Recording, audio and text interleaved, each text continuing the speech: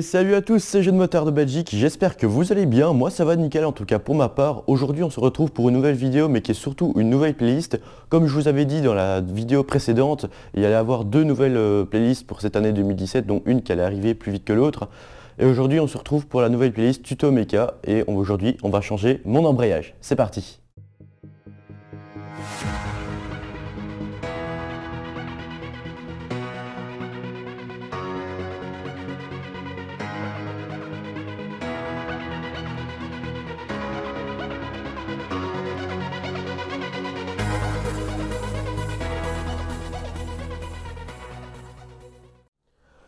Et bien voilà, on se retrouve dans mon garage devant la moto, j'ai retiré le cache et j'ai fait un petit peu de préparation avant de tout attaquer.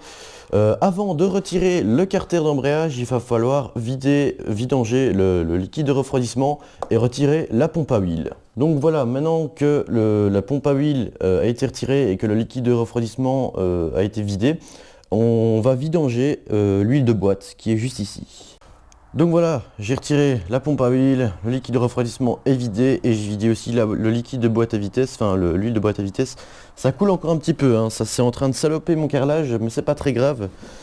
Donc là, il va falloir dévisser les 4 vis qui sont ici. Allez, c'est parti. Bon ben voilà, maintenant que le carter d'embrayage est retiré, on a l'embrayage devant nos petits yeux ébahis. Et maintenant, on va devoir retirer les 4 petites vis là, voilà. Et je sais pas si tu vois, il y a une petite flèche juste là, elle a une importance assez énorme. Eh ben, on y reviendra quand je vais refaire le montage. Alors, avant de s'attaquer à dévisser ça, il faut savoir que, bien évidemment, un embrayage, ça tourne.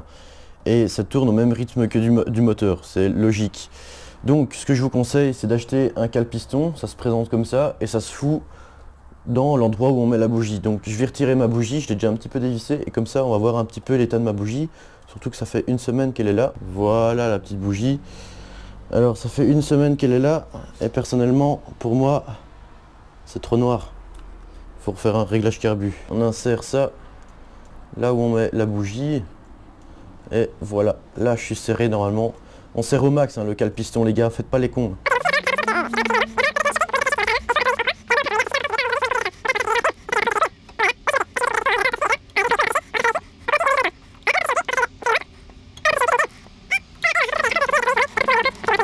Donc voilà, là, on va retirer les ressorts. Les ressorts, il n'y a pas un sens, hein, donc vous les posez ici, hop, voilà, je vais mettre ça à côté de ma bougie. Alors, maintenant, on va retirer les disques. Donc, qu'est-ce qu'on a en premier? On va retirer, avant de retirer les disques, il faut retirer le plateau presseur, ce sera déjà pas mal. J'arrive pas à retirer le plateau presseur, comment ça se fait? A few moments later. Ah, voilà. Donc, le plateau presseur, hop, on le met de côté. Avec tout le reste du bordel. Maintenant, qu'est-ce qu'on va faire? Hop, on va retirer un disque. Donc là, il y a un disque garni. Voilà. Ensuite, derrière, on a... Putain, ils sont collés, mon gars. Collés. Ensuite, on a un disque lisse. Ensuite, on a un disque garni. Juste derrière, on a un disque lisse. Hop, hop. Et puis, hop. Un disque garni. Et puis normalement, oh putain, les disques lisses sont chiants à voir les gars, je vous dis pas comment. Ensuite on a hop, un disque lisse. Il est lisse tu vois, il n'y a pas de garniture autour. Et en dernier, on a hop, un disque garni. Voilà, donc ça c'est mon ancien embrayage. C'est la deuxième fois que je change un embrayage sur ce genre de moteur. C'est toujours aussi plaisant. Alors, salut à tous, c'est moi. Avant de commencer à mettre un embrayage sur un moteur, il est conseillé et même fortement recommandé de le lubrifier, même dans l'ancienne huile. Hein. Moi, c'est l'huile que je viens de sortir de la moto. Donc voilà, c'est de l'huile. Elle est noire, mais bon, ça reste de l'huile. Donc on va prendre les 5 disques, enfin tous les disques. Voilà, hop, hop, voilà.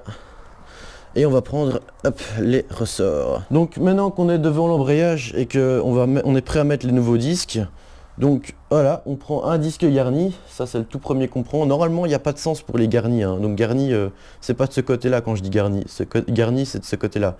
Normalement il n'y a pas de sens, hein. Il y a certains où c'est écrit 1, 2, 3, et puis même si vous les mélangez, ça fera rien, ça n'a pas de grande importance. Du moment que vous les mettez correctement et pas comme un branquignol. Alors par contre pour les disques lisses, comme ici, il y a une petite tétine et cette petite tétine là, c'est le repère qu'on va avoir pour le sens qu'il faudra mettre, qu'il faudra faire, tu vois. Alors le sens c'est plus ou moins 120 degrés d'écart pour chaque tétine. Donc la prochaine tétine, tu vois mon pote, attendez. Par exemple, je sais pas moi, hop, je vais le mettre plus ou moins ici, voilà, ici au-dessus.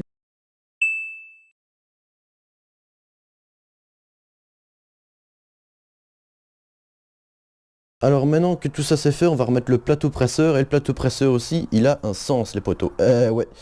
Alors le sens c'est, je sais pas si tu vois, mais juste ici, il y a une petite encoche, ok, il y a une petite encoche juste là mon pote, tu vois, là, juste ici.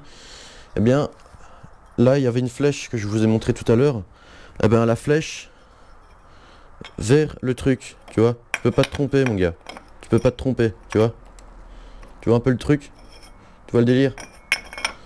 C'est pas te tromper. Ok, maintenant que ça c'est fait, on va reprendre les vis qui sont ici. On va les anciens ressorts, on va les garder, mais je vais mettre ceux-là, ceux de l'ancienne moto, parce que c'est un embrayage qui était tout nouveau et je venais de le changer, donc les embrayages, enfin les ressorts sont encore nouveaux normalement, sont encore en assez bon état. Alors on va faire comme tout à l'heure, on va visser et on va visser en croix. Donc ça veut dire que on va faire celui-là, puis celui qui est à l'opposé. Alors on va mettre contre, hein. Voilà, on va mettre contre, la vis elle est contre, on va pas la visser complet.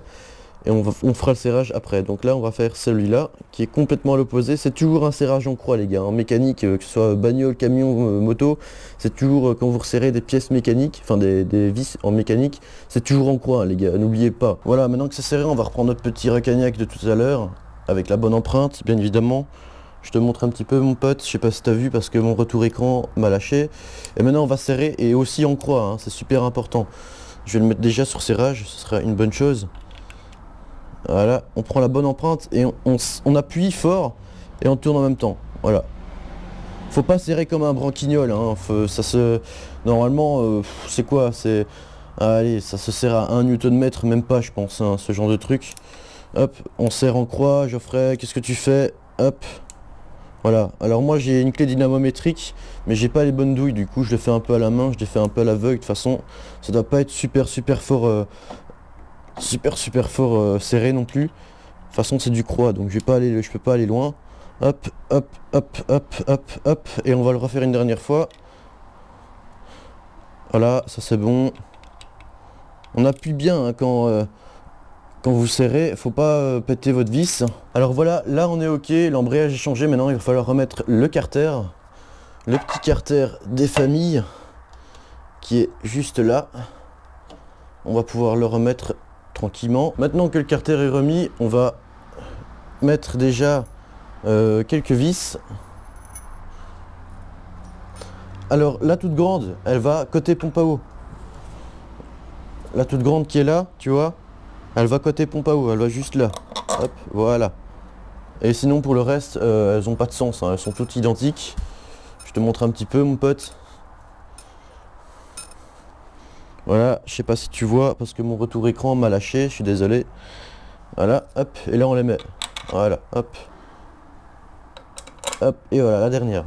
Maintenant, on va aussi serrer en croix. Là, c'est super important aussi. On va serrer en croix. Voilà, maintenant que toutes les vis du carter ont été remises, on va les serrer. Il faut toujours les mettre un peu contre. Et maintenant, on va les serrer et toujours en croix, hein, les amis. Ça change pas. Et bien voilà, maintenant que le carter est remis, on va pouvoir remettre le bouchon, la pompe à huile, etc. et tout le bordel de merde. Donc, on va commencer par mettre la pompe à huile. On n'oublie pas de remettre ça, les gars. Ça, ici en dessous. C'est important quand on va remettre de l'huile. Parce que sinon, comme des teubés, vous allez avoir de l'huile qui coule et c'est du gaspillage. On retire bien évidemment le cale-piston des familles. Un petit cale-piston de ses morts.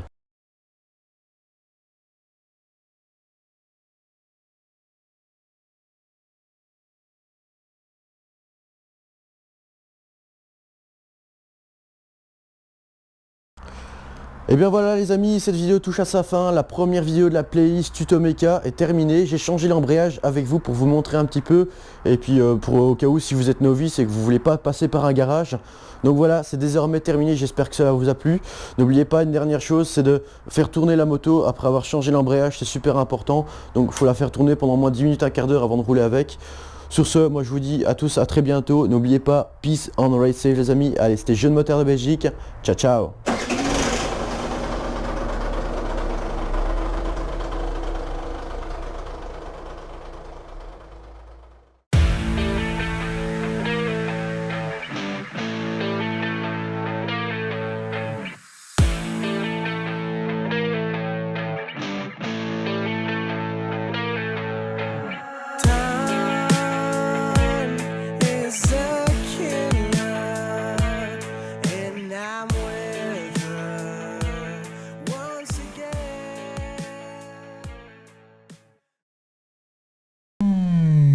Yum, yum.